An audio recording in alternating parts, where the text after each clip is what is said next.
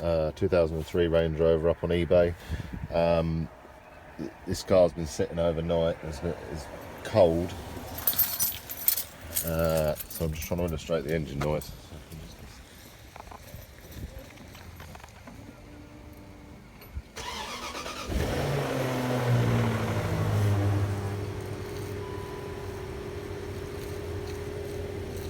And then it runs absolutely fine.